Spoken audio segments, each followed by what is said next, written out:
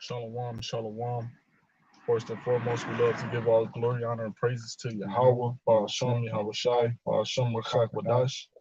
Double honors to our apostles and elders of Great Millstone, who rule well within this ministry and taught us this a month.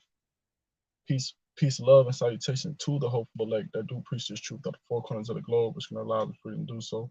Shalom, shalom. All right, once again, this is um Yahawahshi. Yahawahshi is the embodiment of the word, and this is part two. I did the first part earlier this morning, and once again I'm gonna reread the definition for embodiment. It says an investment in or manifestation through a physical body, a bringing into or presentation in or through a form. And we know Yahawahshi, he's the manifestation of the word through his physical body. All right.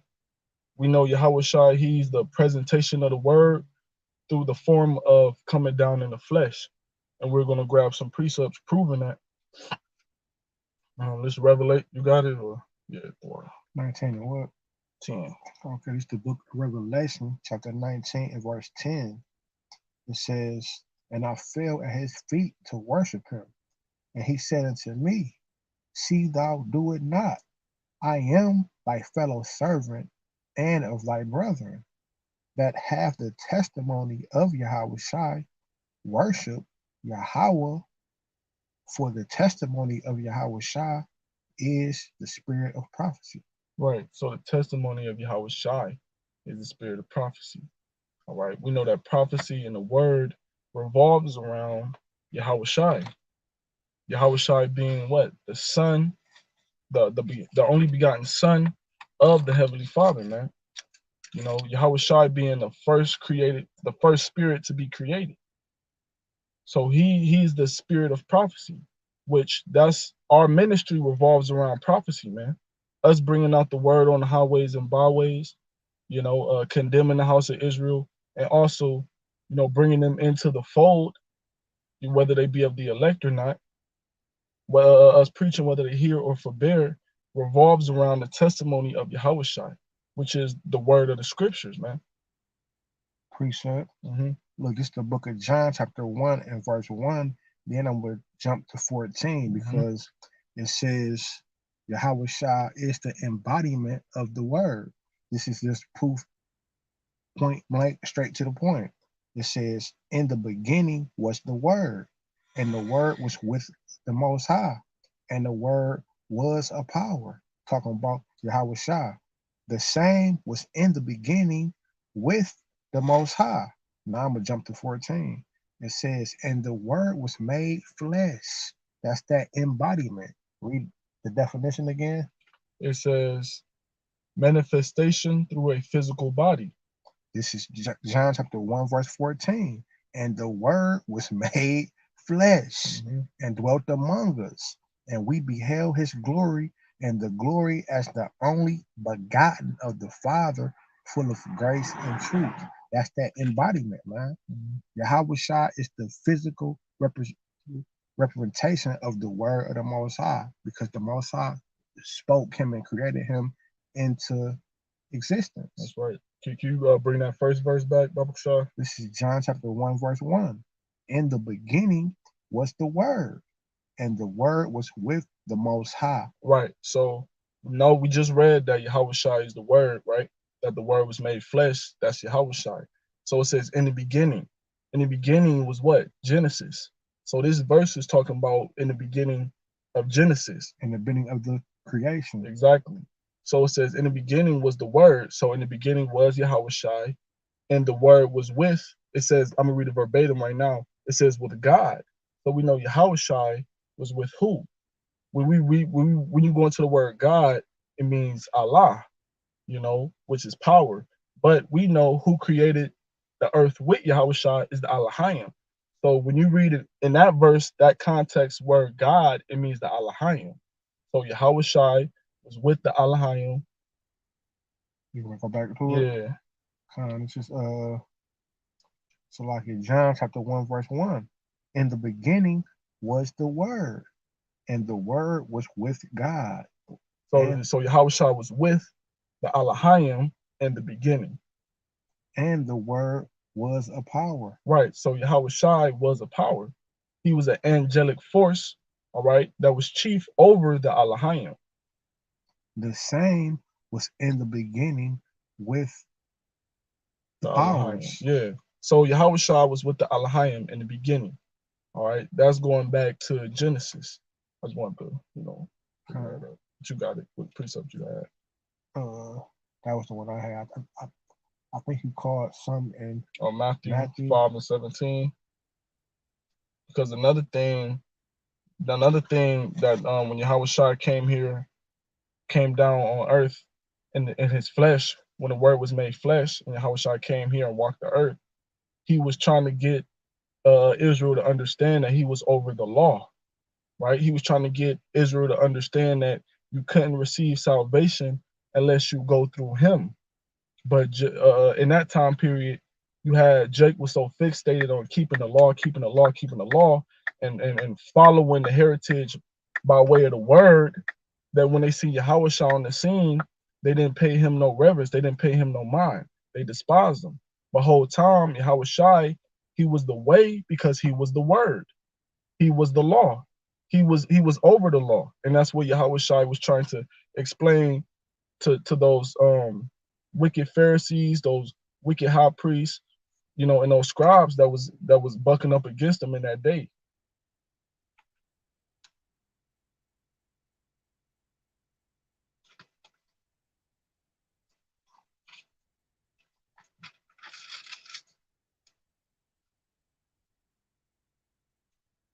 You got it. Matthew, yeah. Okay.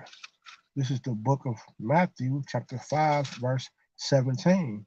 It says, think not that I am come to destroy the law or the prophets. I am not come to destroy, but to fulfill. Right. So Yahushua, he was the fulfillment of the law. Why? Because he was the word.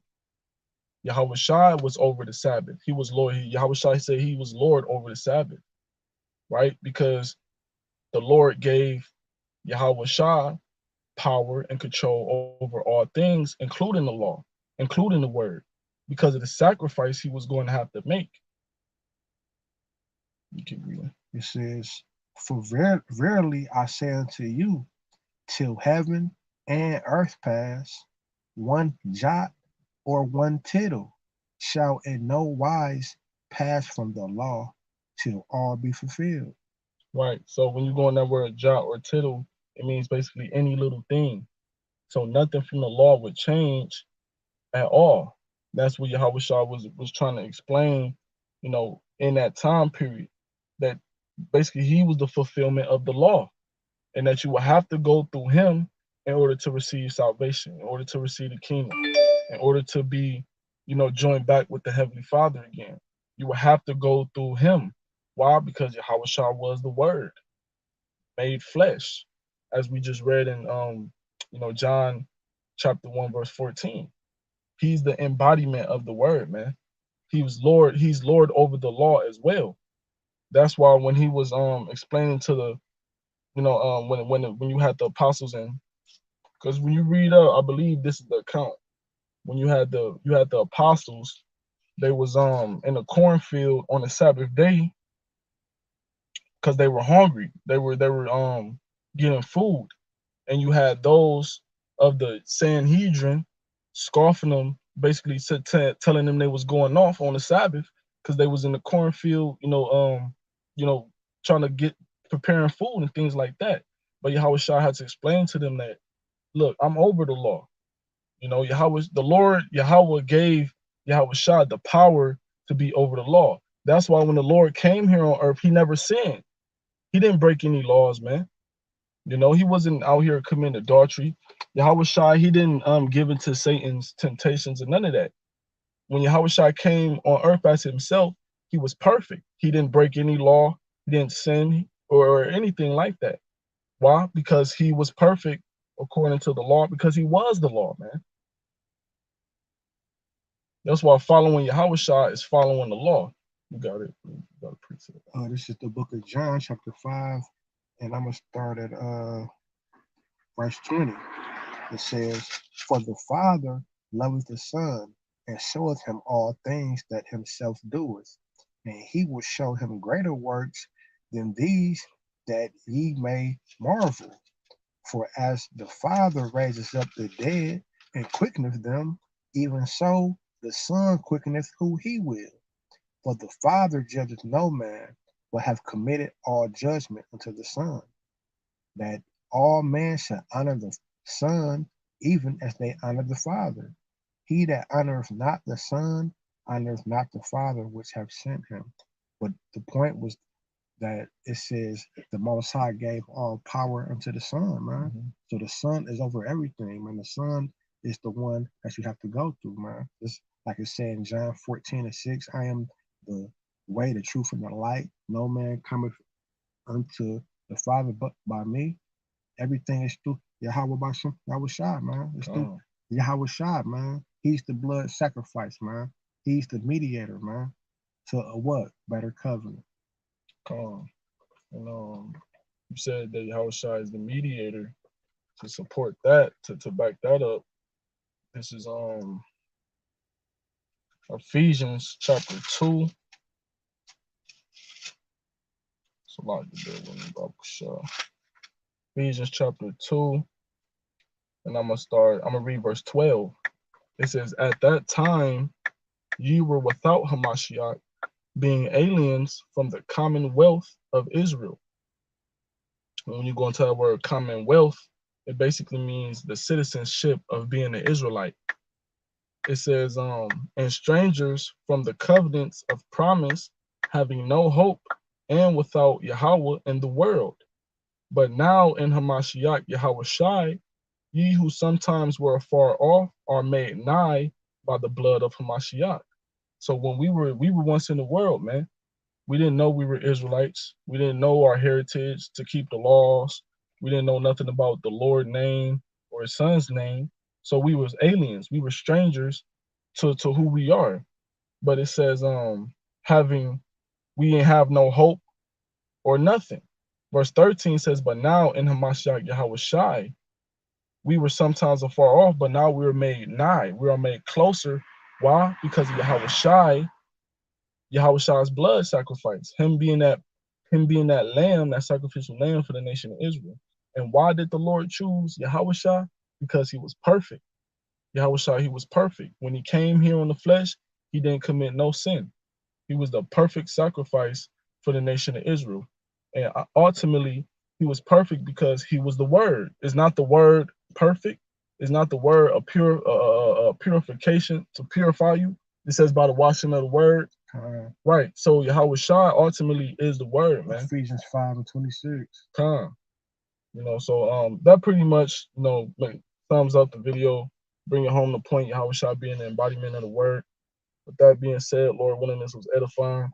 Giving all glory, honor, praises to Yahweh, Baal Shem, Yahweh Shai, Baal Shem, Lachak Wadash. Shalom, shalom, on to the next one. Shalom.